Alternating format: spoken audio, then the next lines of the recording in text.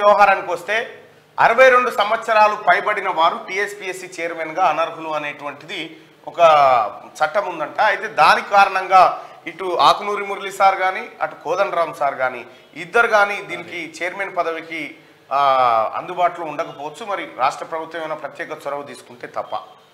Right, ఈ వ్యవహారం ఇప్పటి వరకు ఉన్నటువంటిది.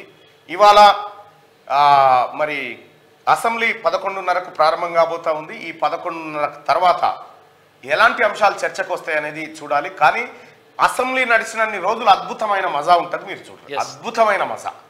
ఇక మీరు ఎవరు కూడా ఊహించరు. నాకు తెలిసి సగం టీఆర్ఎస్ వాళ్ళు బయటనే ఉంటారు సభలో. మెల్లగా ఒకడు వెనుకకే నిలిపోతూనే ఉంటారు. వాళ్ళ భాగవతం బయటికి వెళ్తున్నా కొద్దికి. అసలు యాక్చువల్గా అసెంబ్లీ అంటే ఎట్లుంటది అంటే మామూలుగా అయితే విపక్షాలు కూర్చొని ప్రభుత్వాన్ని కూడా పెట్టాలి. ఇది అసెంబ్లీ ఉంది. కానీ ఇప్పుడు అట్లా లేదుగా పరిస్థితి. ప్రభుత్వం కూర్చుంటే వీలు వారిపోయే పరిస్థితికి ఉంటుంది. ఎందుకు వచ్చింది? రేవంత్ రెడ్డి గారు ఎప్పుడైతే ఫైళ్లు దేరా అంటే రాజీనామాలు చేసి ఎగబడుతురో అది సరిపోతుంది. అది ఇలా కథ ఇలా బండారానికి